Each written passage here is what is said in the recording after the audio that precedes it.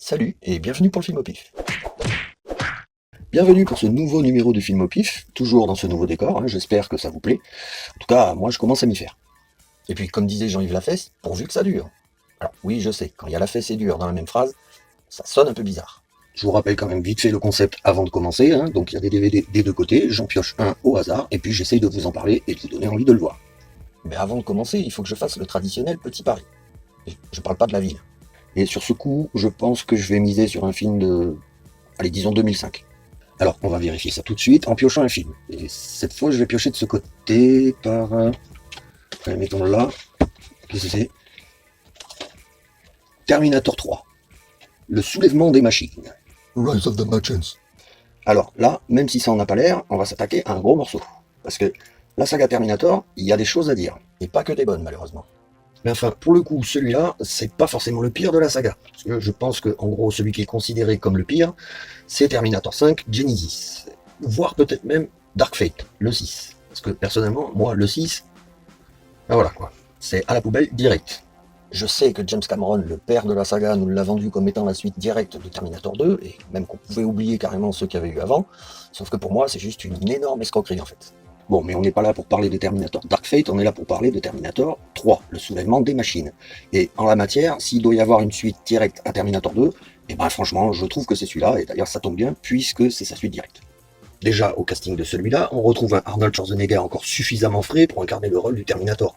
Parce que bon, il faut quand même qu'il fasse un peu peur, et c'est pas forcément le cas dans les suites. On l'a vu dans le 5 et dans le 6, c'est un petit peu trop d'autodérision quoi, pour ce type de rôle. D'ailleurs, c'est son dernier rôle avant de devenir gouvernateur. Et c'est peut-être même son dernier rôle intéressant. Enfin non, parce qu'il a joué dans les Expendables, heureusement. D'ailleurs, du casting original, il ne reste que lui, et vite fait à un moment le Dr Cyberman, qu'on va revoir à l'occasion d'une scène, mais sinon, il va être entouré que de nouvelles recrues, puisque Linda Hamilton ne fait pas partie du film, puisque Sarah Connor, dans ce film, est décédée. Ouais, je sais, ça spoil un peu, mais bon, vous allez vite le savoir de toute façon.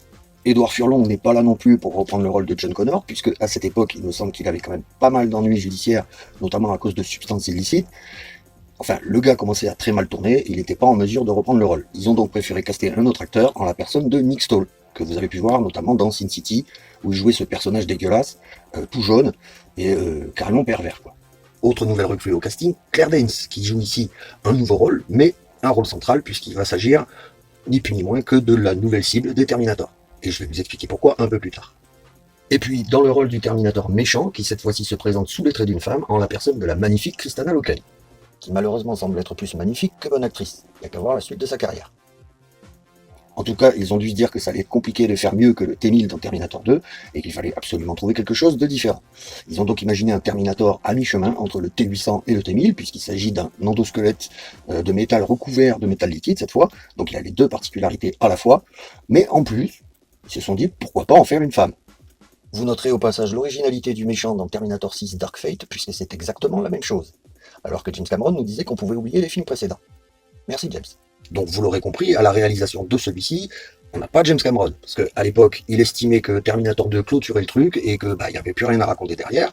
Notez qu'il a bien changé d'avis quelques années après pour nous refaire Terminator 6 Dark Fate, mais du coup, à cette époque-là, il a refusé la réalisation de Terminator 3. Ils se sont donc tournés vers un autre réalisateur, en la personne de Jonathan Mostow, qui avait réalisé, il me semble, U571, si je dis pas de bêtises. Et pour le coup, je trouve pas que ce soit un mauvais choix, parce qu'il nous fait une réalisation quand même très correcte. Le film a beaucoup d'action, avec des plans très intéressants, et franchement, niveau réalisation, il n'y a pas grand-chose à dire. Bon, la musique, ça reste une variation sur le thème principal des deux premiers Terminator que tout le monde connaît, donc rien d'extraordinaire, à part peut-être à la fin un thème assez sympa. Mais bon, voilà, je vais pas vous en dire plus, puisque je vais pas non plus vous spoiler la fin du film. Donc maintenant, je vais essayer de vous toucher deux mots de l'histoire sans trop vous en dévoiler, mais vous vous doutez bien qu'il s'agit là d'un énorme film d'action bien bourrin, qui se doit même de faire plus fort que le 2. Et je pense qu'ils sont pas loin d'y être arrivés. Le film commence exactement selon le même schéma que les deux précédents, c'est-à-dire par l'arrivée de deux Terminators, chacun de leur côté, et on est censé ne pas savoir lequel est le méchant et lequel est le gentil. Bon, ils nous ont déjà fait le coup dans les deux premiers, donc on imagine assez facilement que Arnold est le gentil et que ça va être l'autre, la méchante. Oh, je peux vous garantir que vous avez de la chance d'être de l'autre côté de l'écran parce que... Wow, je me rappelle pas avoir bouffé ça. D'ailleurs, on va s'en rendre compte très rapidement, puisque dès l'arrivée d'Arnold Schwarzenegger, à Walpé, comme d'habitude, il va se diriger vers un bar, qui cette fois-ci n'est pas un bar de bikers, mais un bar de Chip 'n Dales. Donc ils vont commencer à jouer légèrement la carte de la dérision avec le personnage d'Arnold, pour nous faire comprendre très rapidement que c'est pas lui le méchant. Mais là où le changement se situe, c'est lors de l'arrivée de la méchante qui, étonnamment, ne recherche pas John Connor, mais recherche une certaine Catherine Brewster. Alors là, déjà, on commence à se demander, Catherine Brewster, ça sort d'où ça encore? On n'a jamais entendu parler d'elle, ni dans le 1, ni dans le 2. C'est quoi encore cette histoire? D'ailleurs, pour vous la faire courte, je parle de l'histoire, bien sûr, le personnage de Catherine Brewster s'avérera être dans le futur la femme de John Connor, qui deviendra donc la chef de la résistance, puisque John Connor finira par décéder, je ne sais plus exactement dans quelles circonstances, mais il y a un moment, il finit par mourir. Quoi qu'il en soit, c'est cette fameuse Catherine Brewster qui reprendra le flambeau à la mort de John Connor, et donc qui devient la cible principale de la méchante Terminator. Donc pas énormément d'originalité au niveau du scénario, mais bon, très honnêtement, l'originalité, elle provenait du premier, puisque on va pas se mentir, même dans le 2, il n'y avait pas énormément d'originalité, à part peut-être le T-1000. Bon, le reste, ça reprenait en gros le même schéma que le premier, mais en version boostée aux anabolisants, quoi. Personnellement, je soupçonne même James Cameron d'avoir fait les deux simplement pour s'amuser avec le T-1000 en image de synthèse, parce que si on regarde bien, c'est la seule originalité du scénario, avec le fait que Arnold Schwarzenegger devienne le gentil. Mais pour en revenir à l'histoire, le personnage de John Connor n'est pas mort dans le présent du film, et donc on va nous le présenter comme étant devenu une sorte de marginal, totalement en marge de la société, sans attache, faisant en sorte d'effacer toute trace de son existence, de manière à pas être repéré par les Terminators. Je dirais même qu'il est assez partagé entre ce qu'il représente pour l'avenir et le fait de ne pas avoir envie de l'assumer en fait. Du coup, c'est le genre de gars à prendre une moto et à foncer en pleine nuit sans lumière, histoire de voir s'il pourrait pas échapper à son destin, en crevant, tout simplement. Sauf que non, puisque après un énorme caramel en moto, il crève pas.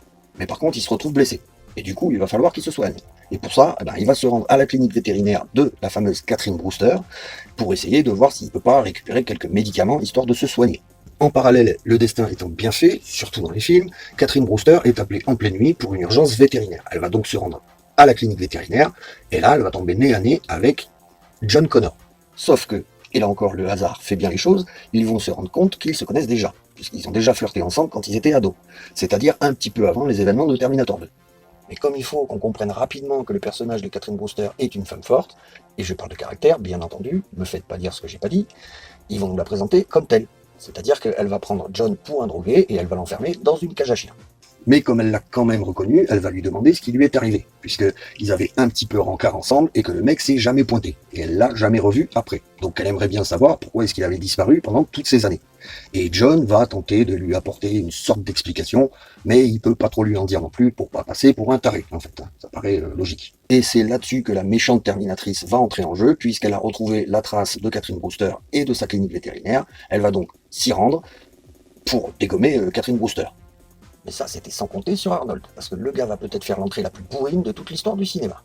À partir de là, vous vous en doutez, s'ensuit une succession de scènes d'action plus bourrines les unes que les autres, notamment une énorme scène de course-poursuite, qui pour moi fait partie sans doute des meilleures scènes de course-poursuite du cinéma, avec peut-être celle de Bad Boys 2, celle de Matrix Reloaded, ou même dans The Rock. Voilà, on est à ce niveau-là, quoi. Ça bousille tout. Je pense que même Michael Bay devait être jaloux quand il a vu le film. Donc je vais m'arrêter là, parce que c'est pas la peine que j'aille beaucoup plus loin, sinon je vais finir par vous raconter tout le film. Et comme il se passe quand même quelques trucs sur la fin du film, je préfère vous laisser le découvrir. Ce serait quand même con que je vous dévoile par inadvertance qu'à la fin Sarah Connor n'est pas morte et qu'elle revient. Ah non, pardon, ça c'est Dark Fate, ça. C'est vrai. Bilan, même si ce film est quand même pas mal critiqué, il avait même été à l'époque de sa sortie, moi je trouve que par rapport à ce qu'on a eu ensuite, à part peut-être Renaissance, parce que je trouve que Renaissance, il y a quelque chose, ils ont vraiment essayé quelque chose, et pour le coup, je regrette qu'ils soient pas restés dans ce schéma-là, c'est-à-dire que ils fassent une nouvelle trilogie qui se passe dans le futur, parce qu'en plus le casting de Renaissance était quand même très correct, mais bon, ils ont dû se dire non, ça marchera pas, donc ils sont repartis sur du n'importe quoi, et je crois même qu'ils parlent de refaire un 7e, ce qui risque d'être n'importe quoi. Quoi qu'il me semble avoir vu que ça pourrait être John Cena qui reprendrait le rôle de Terminator. Et pour le coup, ce serait peut-être pas une mauvaise idée qu'il laisse tomber le vieux Arnold, quoi. Et John Cena, il a un peu la gueule du truc, quoi.